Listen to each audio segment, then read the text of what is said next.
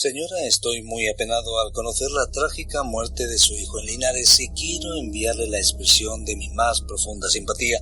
Me conmoví al recibir el noble trofeo de su hijo soberbiamente matado en la Plaza de Toros, enviado a mí con ocasión de nuestra victoria en Europa. Quiero añadir mis sinceras condolencias a todos los reconocimientos que usted ha recibido. Sinceramente suyo, Winston Churchill. La trágica muerte no era otra que la de Manuel Rodríguez Manolete, y el telegrama iba dirigido a su madre, doña Angustias, aquel sangriento verano de 1947. Hoy nos acercamos a un enigma, y más que un enigma, una curiosidad. Hablamos con Juan Manuel Santiago sobre esto que quizás para muchos es desconocido, cómo Winston Churchill sabía, y estaba al tanto de una fiesta tan española como los toros y de un personaje como Manolete. No es así, Juan Manuel Santiago, ¿cómo estás? Hola, pues encantado de estar con vosotros. Pues por varias razones. Winston Randolph Spencer Churchill, contrariamente a muchos de sus paisanos y de sus contemporáneos norteamericanos, compartía con Ernest Hemingway la admiración por los toreros, sobre todo por el carácter español, y que él simbolizaba mucho en el torero, en la gallardía y la valentía de los toreros. Entonces, este hombre no despreciaba a los españoles por eso, ni al mundo del toro, ¿no? Eso en primer lugar. Y en segundo lugar es que unos años antes, el año 40 en el que acabó la Segunda Guerra Mundial, unos meses después, Manolete toreó un toro en Valencia que estaba haciendo muy buena faena, y la característica de este toro es que toro lucero negro, pero en su cara, en su frente, en su testuz, tenía una marca blanca en forma de V.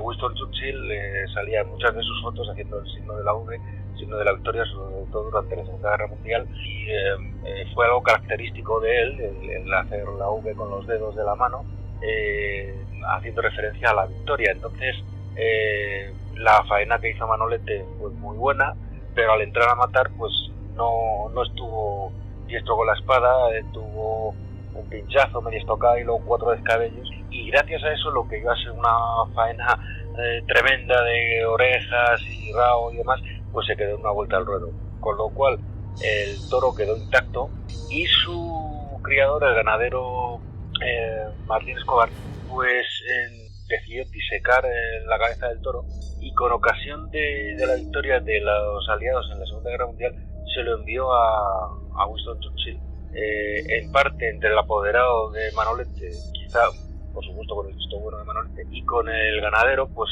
le enviaron este trofeo como muestra de reconocimiento, y cosa que Winston Churchill agradeció mucho. Lo hicieron a través del embajador británico en España, Samuel Hoare, que tuvo una actuación destacadísima durante la Segunda Guerra Mundial en muchos aspectos, también a todos los niveles, no solamente como embajador, sino también como agente del MI6 británico para impedir la entrada de España en la guerra. Y aquel gesto de Manolete pues sirvió para relajar un poco la inquina que había contra el régimen de Franco, porque había habido los anglófilos, los aliadófilos, habían sido minoría durante la Segunda Guerra Mundial, hasta que a partir del desembarco en Casablanca en el 43, pues ya se ve que las potencias del eje no tienen tan claro ganar la guerra. Entonces el régimen de Franco cambia un poco, y los germanófilos, los que estaban a favor de Alemania, e incluso algunos de ellos de entrar a la guerra, empiezan a estar en retirada, y los aliadófilos, sobre todo los monárquicos, empiezan a tener más preponderancia y a tener más influencia en el gobierno de Franco.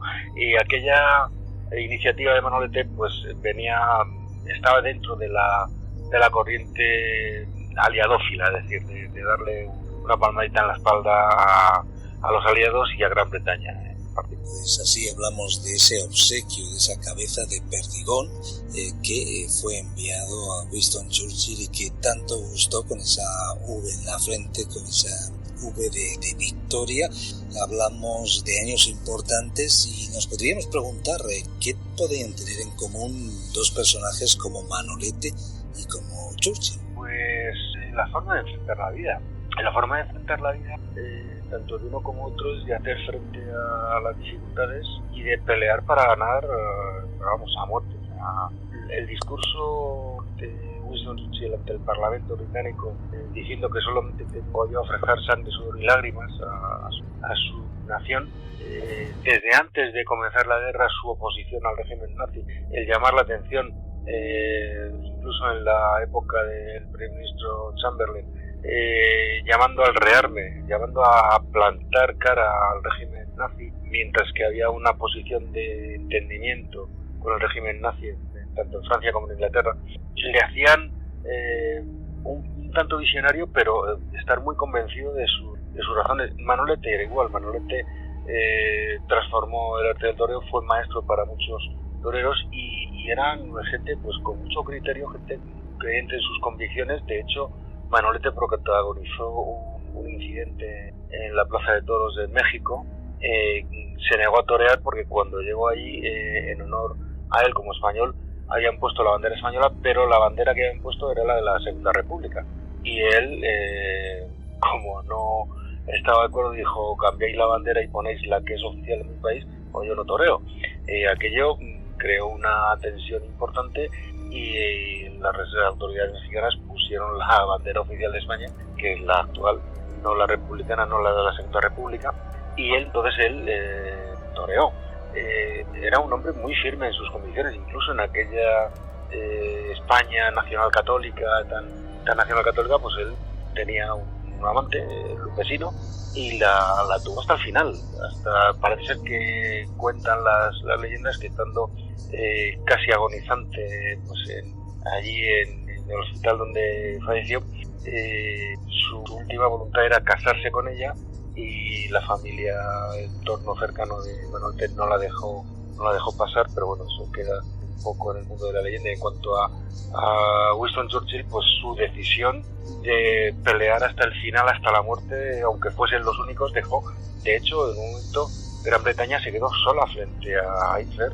En los primeros meses de la Segunda Guerra Mundial era solamente Gran Bretaña quien resistía durante la batalla de Inglaterra, era solamente Gran Bretaña quien resistía a los nazis. Entonces, esa determinación fue la que le llevó a la victoria, porque para él, sin victoria no había supervivencia. Sin victoria no había supervivencia. Muerte por usted en el día de la victoria. Rescatamos una historia interesante y también un telegrama poco conocido. Winston Churchill envió ese telegrama, un telegrama de pésame a doña Angustias, la madre de Manolete. Pues conocemos un poco más de esta forma al personaje, a Winston Churchill, también a Manolete, eso que tenían en común, y quizás descartamos ciertos tópicos. Parece ser que algunos británicos y algunos norteamericanos sí les gustaba, en este caso les gustaba el mundo de la tauromaquia. ¿Sabemos más de esos gustos en cuanto a Winston Churchill? No es que fuese un aficionado al mundo de los toros. Lo que ocurre es que sí lo veía como una aproximación a la cultura española, y los valores de gallardía, de valor del torero, pues era algo que le llamaba la atención, con los que se identificaba. Él lo veía como algo positivo dentro del alma española y se sentía próximo a ellos, porque él también estaba a favor de la gallardía y a favor de la valentía. La verdad es que este hombre había tenido una vida, pues había participado en varias guerras, había sido oficial del ejército británico, había estado de servicio en la India, había participado en la guerra de Sudán, había participado en la guerra de los Boers, donde una vez fuera del ejército y como corresponsal de prensa fue capturado y fue, aún siendo en su condición de civil, organizó la defensa de un tren atacado por los Boers, donde fue hecho prisionero, y organizó la fuga se fugó, fue famoso por su fuga de un campo de prisioneros de los Boers. Estuvo también como agregado dentro, unos años antes, en la guerra hispano-americana en Cuba en 1898, dentro del ejército español, primero con las operaciones contra los mambises y luego contra los norteamericanos. Estuvo dentro del ejército español como corresponsal, como agregado militar, y tuvo una experiencia en Primera Guerra Mundial.